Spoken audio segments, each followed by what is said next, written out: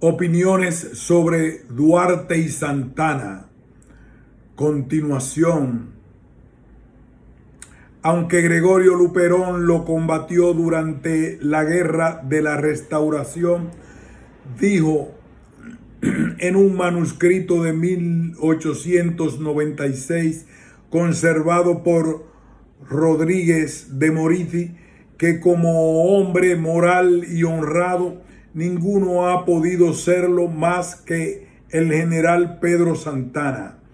Lo llamó austero, probo, sincero, apasionado por el orden, modelo de los grandes hombres del pasado, fundador de la equidad en la justicia, respetuoso de las leyes, promotor de la moralidad y honradez en las masas, el mandatario de mayor prestigio que ha conocido la República, aunque nunca tuvo fe en la existencia de esta, y la anexión española fue siempre su delirio.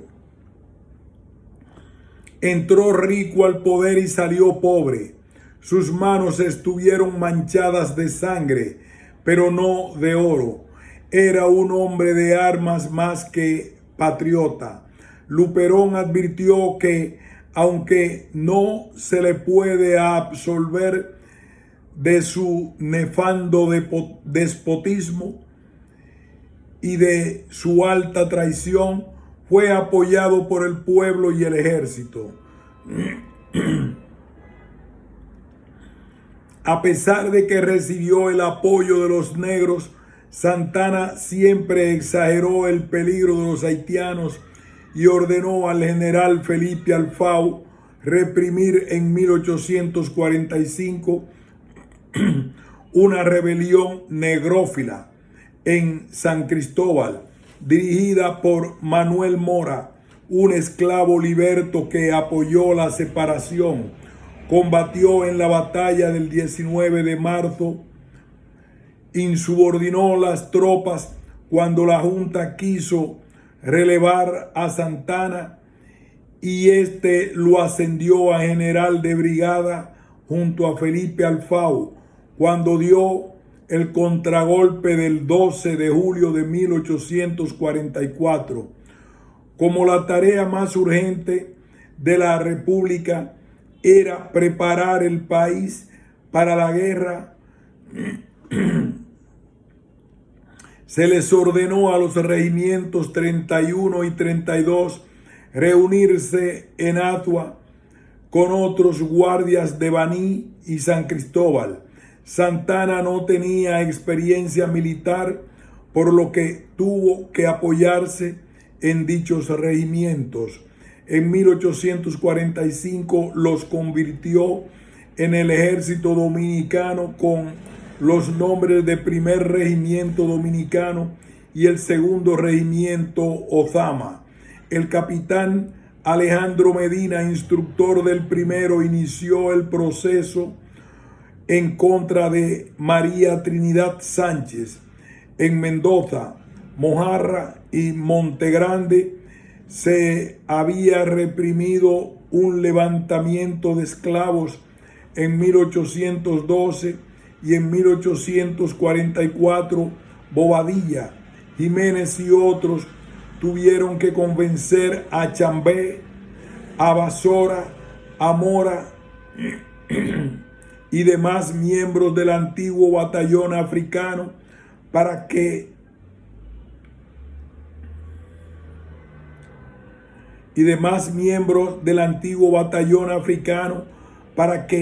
apoyaran la proclamación de la República. El primer decreto de la Junta de Gobierno fue reiterar la abolición de la esclavitud. En contra de la rebelión de Mora en 1845 actuaron también los hermanos Puello, Gavino como jefe de fusilamiento y Eusebio como encargado de los presos.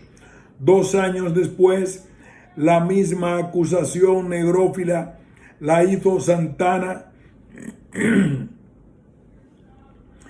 contra de José Joaquín y Gavino, mientras Eusebio se puso del lado suyo hasta la anexión a España. La denuncia contra los Puellos de querer sublevar a los negros y aliarse a los haitianos se basó en informaciones que Domingo de la Rocha escuchó en su hacienda La Pringamosa de Atomayor. Santiago Castro Ventura, defensor de la integridad ética de Luperón, demostró que la honestidad de Santana en el manejo de los fondos públicos fue sobredimensionada por la historiografía tradicional y que malversó fondos de manera personal y patrimonial. Aún así, Rufino Martínez no dejó de ponderar a Santana como una fuerza anímica esencial a la nacionalidad, un caudillo primitivo, bárbaro y providencial de su tierra y de su tiempo, al tiempo que recomendó a los historiadores juzgárselo por su rol social e histórico si querían evitar el error. Agregó que, como reo de la historia, los historiadores lo ven de rojo y no como el atero arraigado al suelo dominicano con ambición de poder y mando militar. Para Gustavo Mejía Ricard, no se tiene misericordia de él y brillan por su ausencia la verdad histórica y el juicio responsable. Lo que se ensañan contra Santana como jueces parcializados olvidan el estatuto científico de la historia, la reducen a un discurso patriotero moralizador y se escudan en el duartismo que se ha convertido en ideología dominante, celebrada oficialmente por el Estado y enseñada en instituciones escolares. La saturación propagandística del duartismo no tiene límites.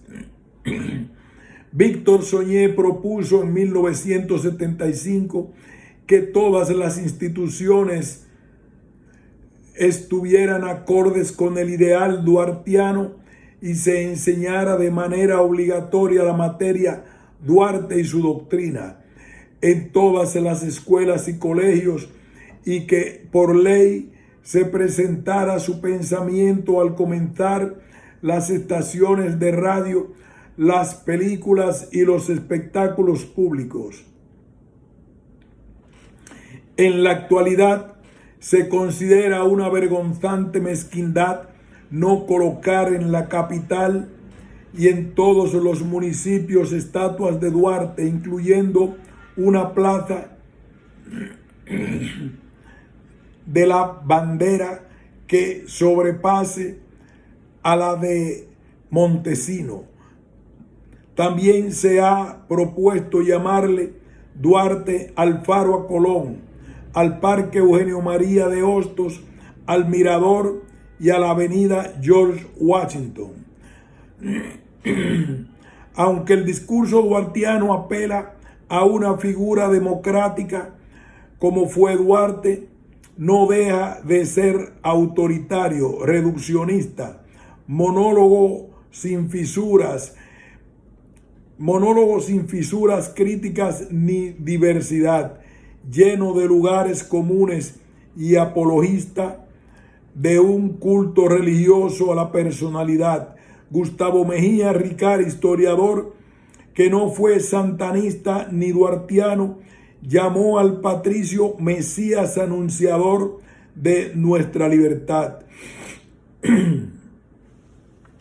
Juan Daniel Balcácer afirmó en 1974 que la mayoría de los estudios que abundan sobre Duarte no realizan en sí un estudio del hombre dentro del contexto histórico-social en que vivió, ni tampoco ha tocado las diferentes variantes ideológicas de la sociedad dominicana de 1844, solo se ha limitado a exaltar al líder trinitario y a no criticarlo objetivamente, ya sea en la rama de lo literario como en la de lo político.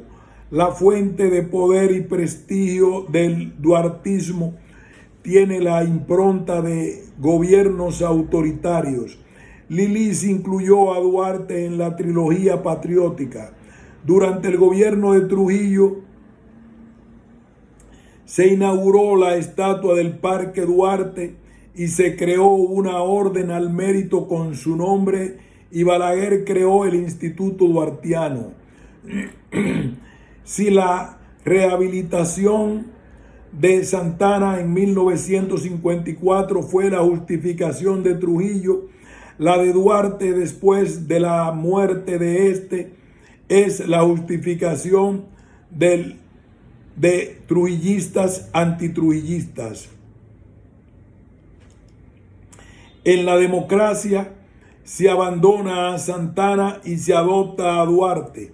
Santanistas y duartianos son igualmente autoritarios e impermeables a la diversidad y a la contradicción. Diógenes Céspedes criticó los discursos historiográficos que pretenden poseer la razón o la verdad y explicó que no existe superioridad discursiva, aunque la ideología así se lo haga creer a cada uno de sus autores. La diferencia interna o valor en el discurso de uno y otro reside en el poder o capacidad de producir un nuevo conocimiento o sentido con respecto al objeto estudiado, que como tal debe ser inteligible para lo social. Este conocimiento nuevo, de manera intrínseca, es de una perspectiva, pero no una verdad exclusiva, puesto que otro discurso puede contradecirlo, y así hasta el infinito de cada época. De ahí que para Céspedes haya la necesidad de reescribir continuamente la historia. Se justifica a Duarte como único padre de la patria mediante un término metafísico religioso con el cual los romanos distinguían a sus emperadores. Dicho término puede usarse. El ser humano no es solo un animal racional, pero a sabiendas de que es emotivo y padece de un sesgo de género. El padre pare a la hija patria, pero sin matria. Dicho término puede usarse. El ser humano no es solo un animal racional, pero a sabiendas de que es emotivo y padece de un sesgo de género. El padre pare a la hija patria, pero sin matria. Nacemos, vivimos y morimos solos, aunque en sociedad, y nos pasamos la vida buscando algo o alguien quien nos ampare, sea una persona, la familia, el Estado o Dios. El padre es símbolo patriarcal de la ley, del orden y de la protección. El padre de la patria media entre el Padre celestial y el terrenal. Este es el origen mítico religioso del concepto padre de la patria. Él solo basta para hacer la patria como Dios lo hizo el universo. Él solo basta para hacer la patria como Dios solo hizo el universo. No obstante, en el mundo real y concreto, ningún ser humano solo construye una nación, un pueblo, menos un estado. La historia es lo que es y fue, no lo que sería. Los seres humanos organizados en grupos, categorías y clases sociales no la hacen por mera voluntad o deseo, sino con fuerzas materiales y espirituales contradictorias. La manía de enjuiciar moralmente a personajes y hechos de manera anacrónica y desde la cultura propia es para M. Bloch el enemigo satánico de la historia. Y dijo Pascal que juzgando lo bueno y lo malo, todo el mundo hace de ser un Dios. Desde que Bonneau dijo en 1881 que el tabaco era el verdadero padre de la patria, se convirtió en pionero de la historia social del país. La historia dominicana está entretejida con mitos, leyendas y cuentos desde la llegada de Colón, según afirma Diógenes Céspedes.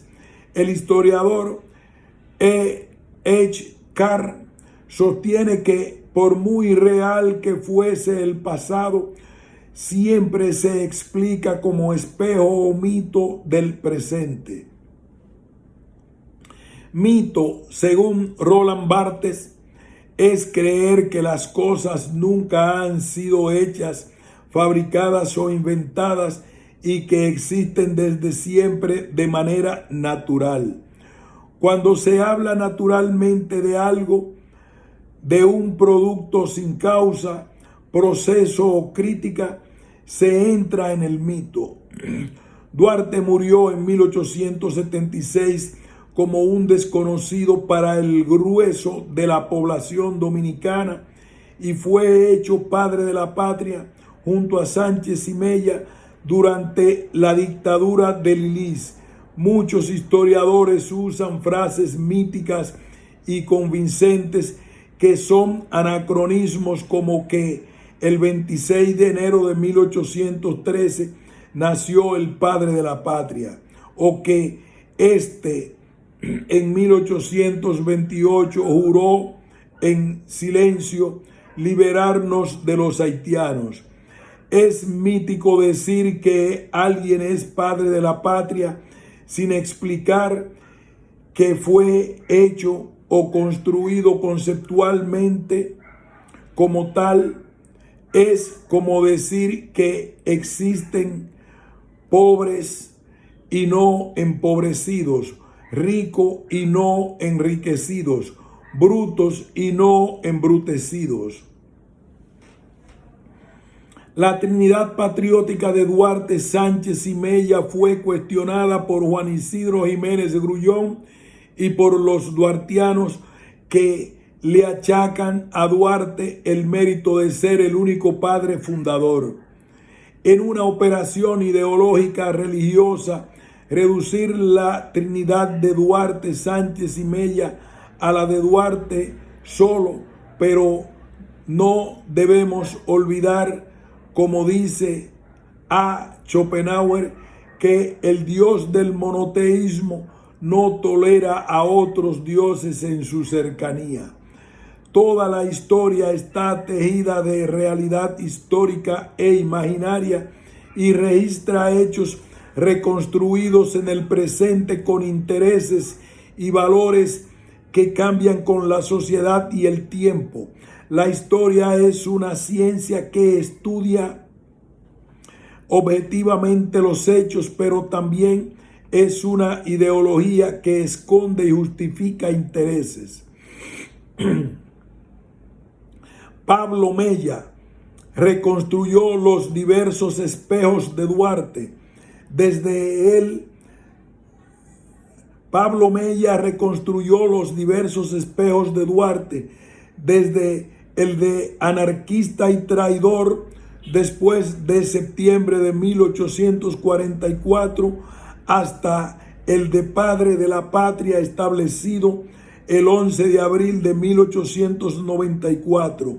El autor cita a de Certeau, quien afirma que la reconstrucción narrada del pasado es necesariamente una operación cognitiva ficticia, cuya autoridad se funda sobre lo real, que ha supuesto declarar todo relato que cuenta lo que pasa o lo que pasó, instituye lo real como representación de una realidad pasada, aunque los sucesos históricos no son una invención del historiador. De acuerdo a Roberto Marte, los hace trascender al enunciarlos. Para Eca de Queiroz, el historiador necesita, sobre la fuerte y necesaria desnudez de la verdad, tender también el manto diáfano de una delicada fantasía. Los hechos históricos suceden y se reducen a documentos escritos, testimonios orales, audiovisuales y restos materiales. Los historiadores recrean hechos que ya no existen cuando escriben historias y los lectores la leen. Sobre la independencia dominicana. El país registró 3 independencias sucesivas en 1821, 1844 y 1865. Los que afirman que solo fue una, la del 27 de febrero de 1844, desmeritan a las demás. La solución más justa hubiera sido escoger a un representante de cada una, por ejemplo, a Núñez de Cáceres, a Duarte y a Luperón. Los que creen que el Estado Dominicano se fundó en 1844 olvidan que se trata de un proceso trifásico que, como bien explicó Pedro Enrique Sureña, comenzó en 1821, tuvo auge en 1844 y se completó después del 25 de noviembre de 1873. Es inverosímil la afirmación de José Aníbal Sánchez de que desde 1821 la mayoría del pueblo dominicano era partidaria de la independencia absoluta, pura y simple. Alcides García Lluveres le recriminó a Enrique Sureña haber dejado fuera a la Restauración, pero aquel escogió la fecha a partir de la cual se consolidó para siempre la idea de la soberanía nacional, pues apenas meses después de la salida de las tropas españolas, el presidente Cabral propuso ceder Samaná y 3 años después Báez intentó la anexión a los Estados Unidos. El país carecía de unidad étnica, social y política, así como una clase social capaz de crear un Estado nacional por encima de los intereses personales y regionales. Los que afirman que el 27 de febrero fue la fecha fundacional de la República Dominicana colocan a Duarte como un creador sin importar que estuvo fuera ese día, que nunca presidió la Junta de Gobierno, que fue un general sin tropas ni batallas, que no tomó el poder tras su proclamación por Mella como presidente de la República, que vivió aislado en el exterior y hasta su familia pensaba que había muerto en la selva, que recibió 3 votos en una elección en 1867 que no escribió sus memorias como lo prometió a José Gabriel García, que no volvió al país cuando la amnistía de 1848, ni abrió la carta de 1875 que se le pedía regresar al país, y que no dejó él ni sus compañeros un solo documento de puña y letra sobre la fundación de la Trinitaria. Todo lo que se sabe de esta sociedad secreta, considerada la célula genitora de la República Dominicana, es muy posterior a los hechos. Casá afirma que la Trinitaria paralizó o congeló sus acciones a poco de ser fundada. Alcides García Lluveres dijo que se disolvió, pero no por la traición de Felipe Alfao.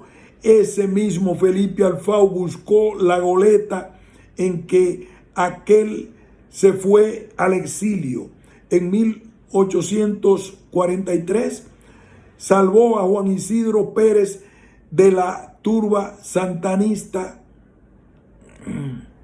que lo iba a matar, y Vicente Celestino Duarte le dio poderes el 10 de septiembre de 1844 para que administrara los negocios y bienes. A partir de las escasas fuentes se infiere que la Trinitaria no tuvo repercusiones inmediatas. Comenzó a ser mencionada después que se trajeron los restos de Duarte, y cuando Meriño le escribió en 1887 a José María Serra pidiéndole que contara la historia de la Trinitaria para unir la historia del Estado y la de la Iglesia. Duarte, padre de la patria, la Trinitaria, institución fundadora, y los tres padres de la patria son una magnífica construcción histórica, ideológica, mítica y legendaria de gran poder político. Salvo raras excepciones, los historiadores dominicanos se hacen ciegos y sordos ante el silencio documental de la Trinitaria y el misterio de la vida de Duarte en la selva.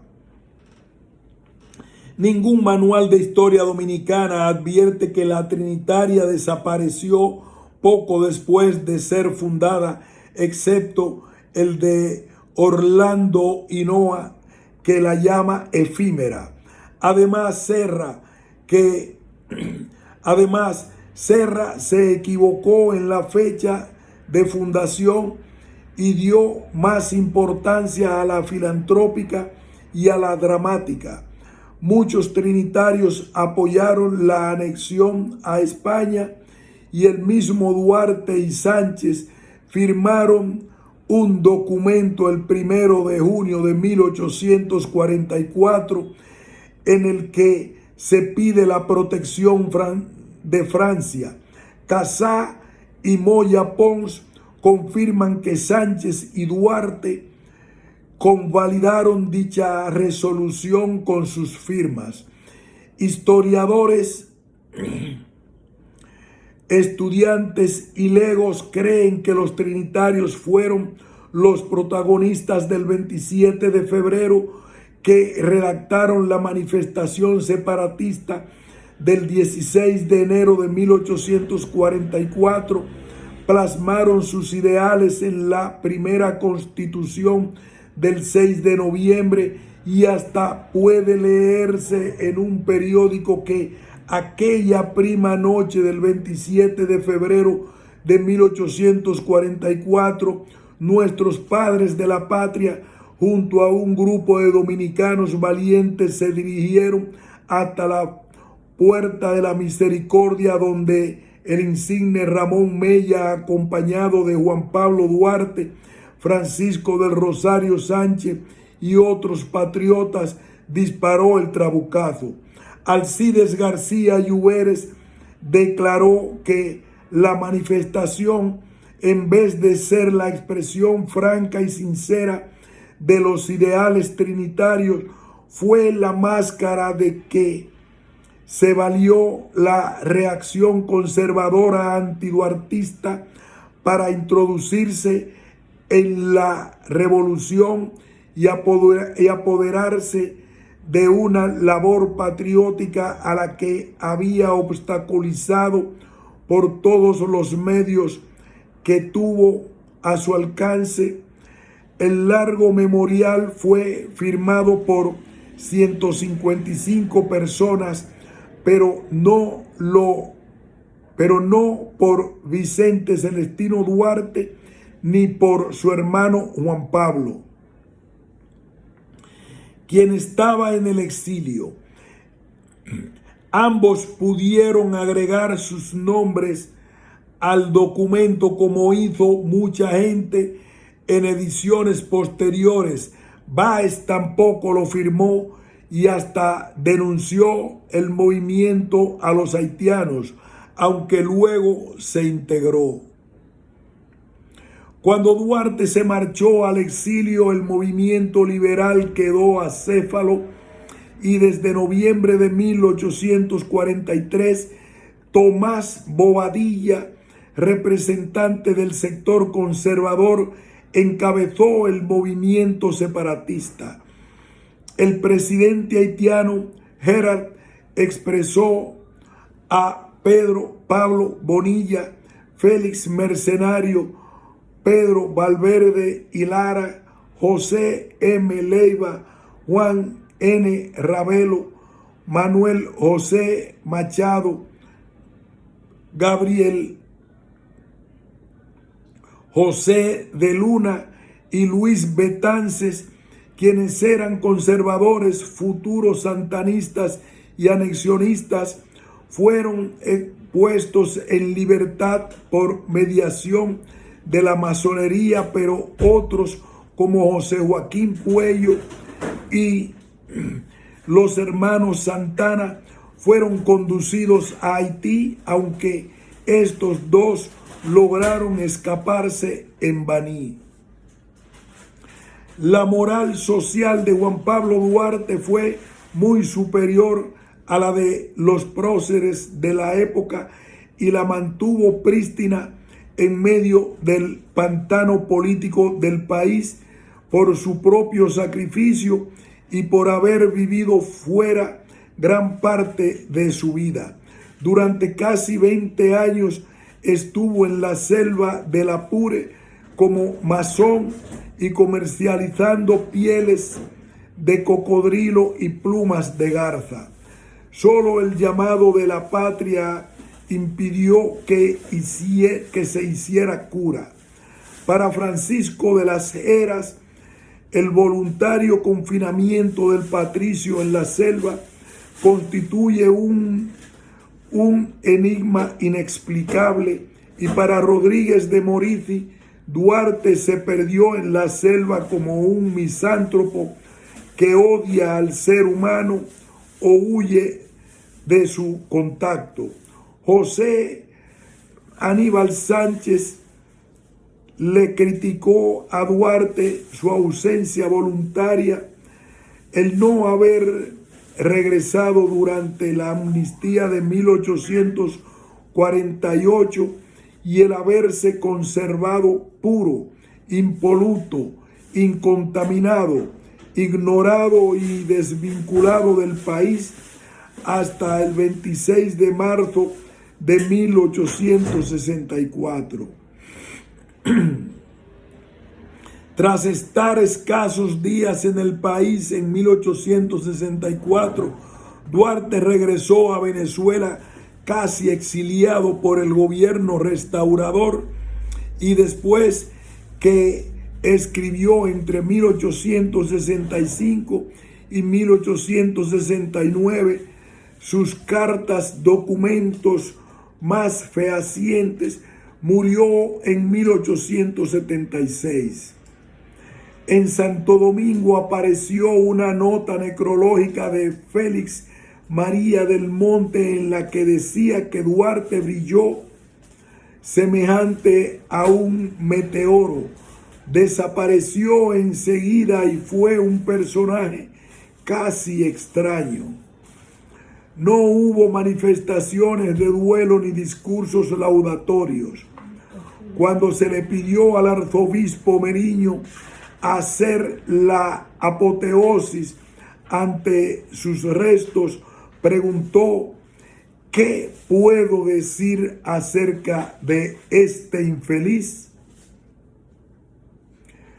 Padre de la patria, peor aún, no mencionó la carta pastoral del 24 de julio de 1844, emitida por dicho vicario en contra de los enemigos de Santana, precisamente cuando éste se disponía a apresar a Duarte y demás próceres para acusarlos de ser traidores a la patria.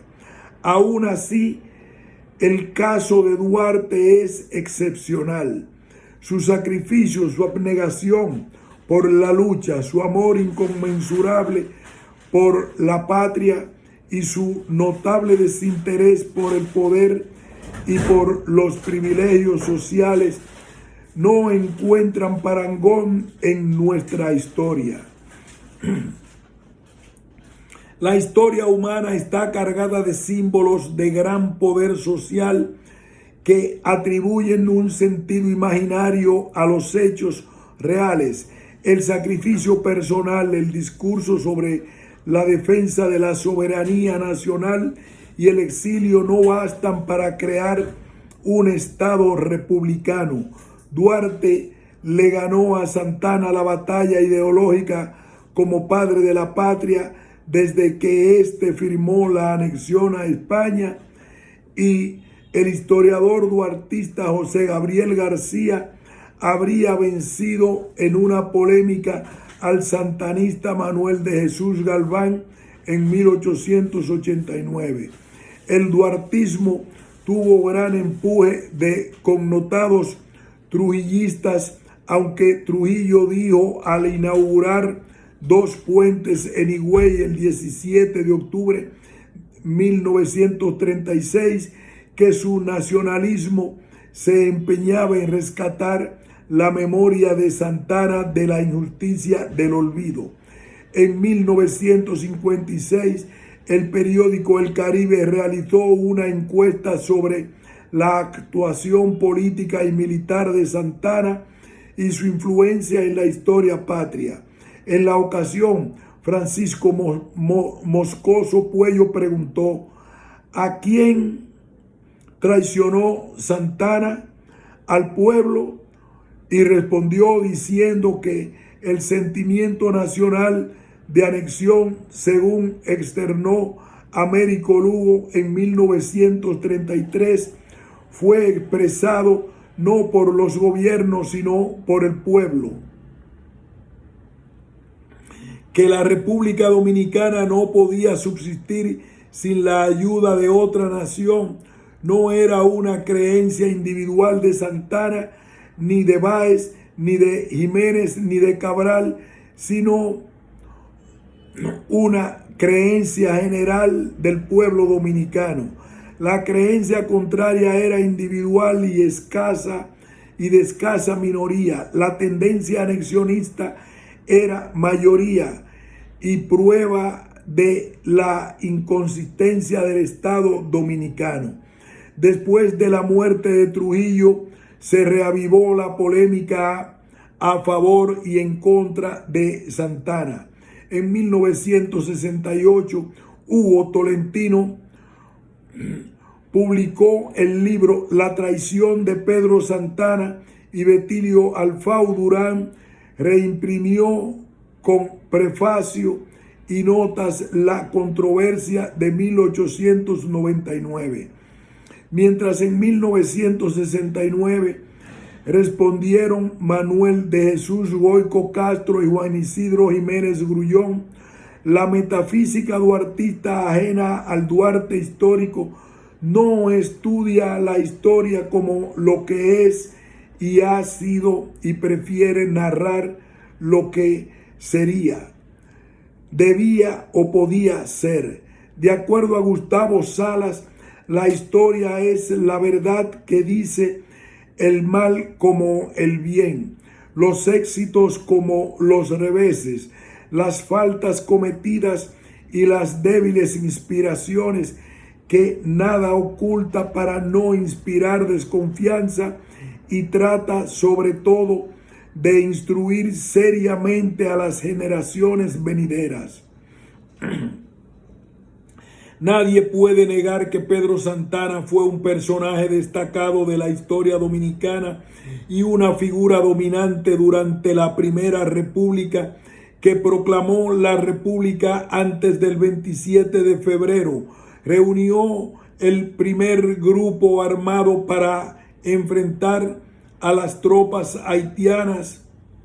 Fue el primer presidente constitucional de la República y fundó el Ejército Dominicano.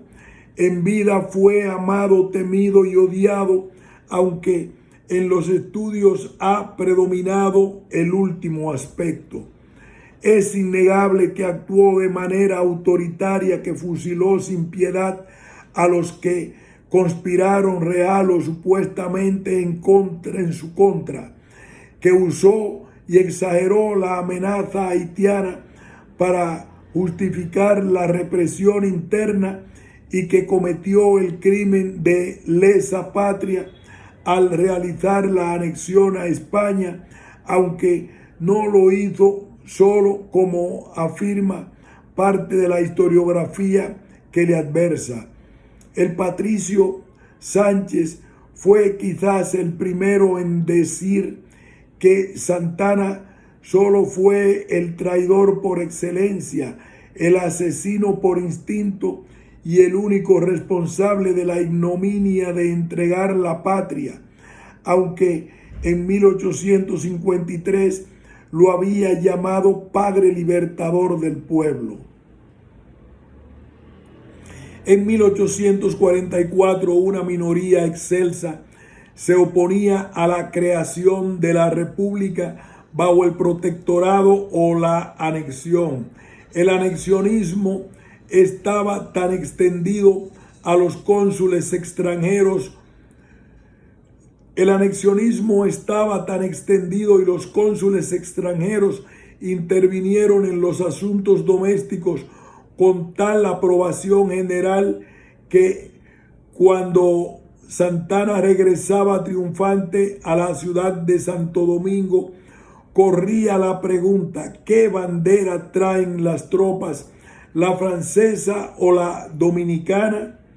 Duarte fue el único que se opuso a la Junta Central Gubernativa a la enajenación de la península de Samaná, según escribió Juan Isidro Pérez el 25 de diciembre de 1845. Explica Juan Daniel Balcácer que su lamentable decisión de no volver al país y seguir combatiendo al régimen imperante también se explica por la sencilla razón de que no podía contar con nadie.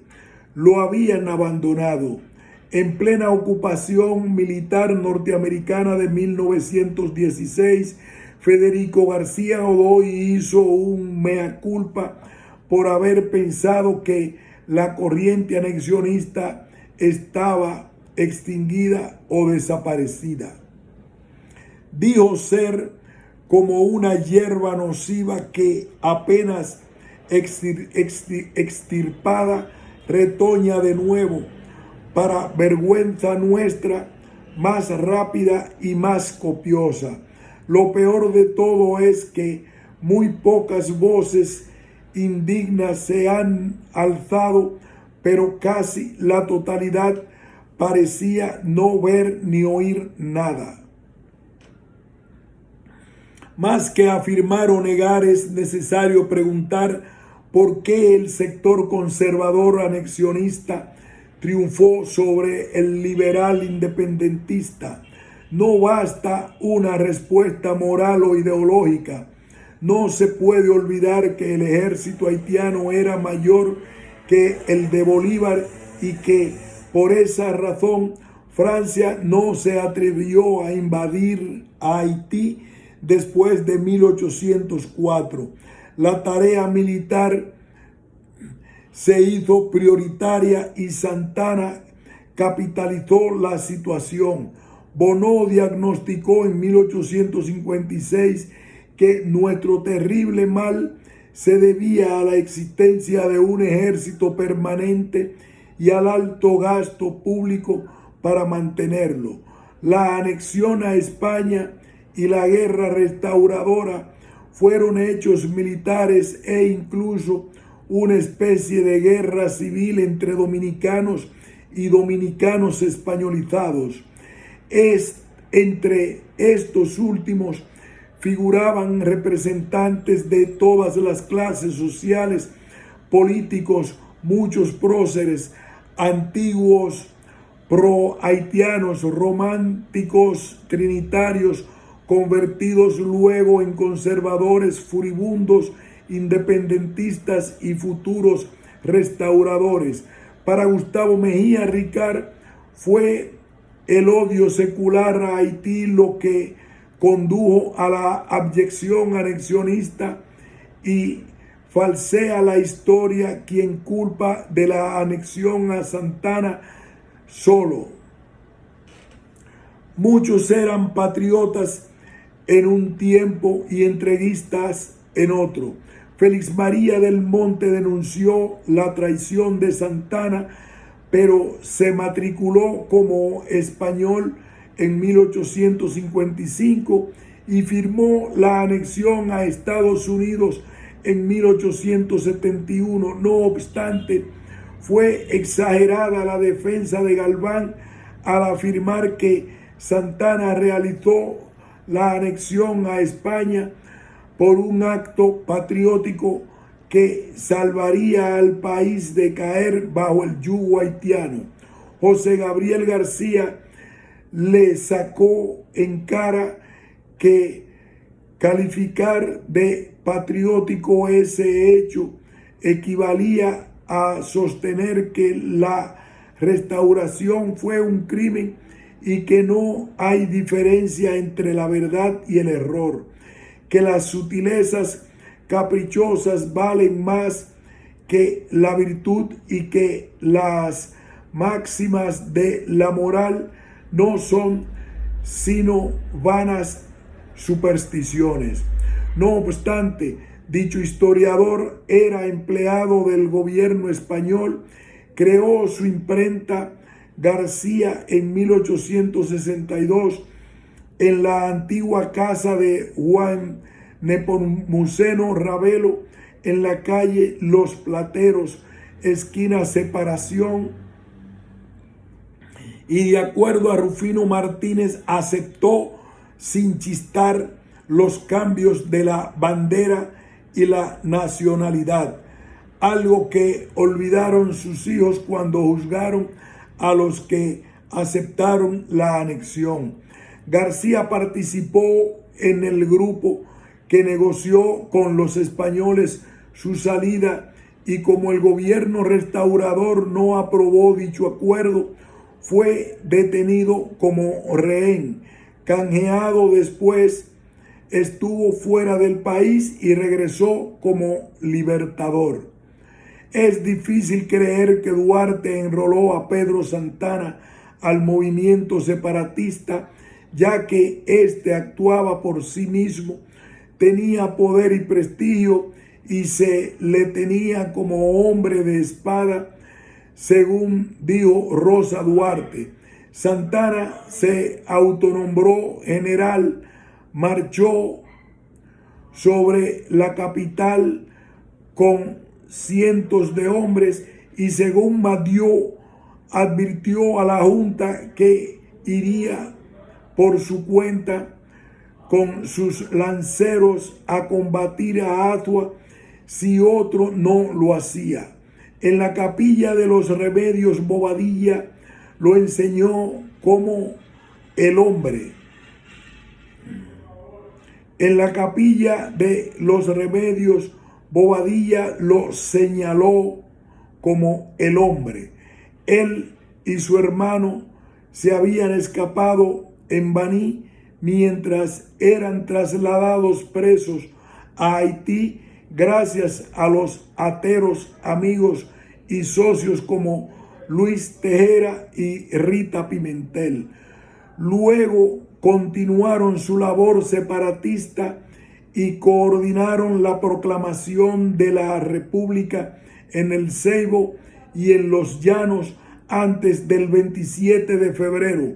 En los Llanos, donde Santana tenía familiares, todos se hicieron santanistas, menos Vicente Celestino Duarte ni Juan Ramírez, un negro amigo de este, quien hizo el pronunciamiento popular.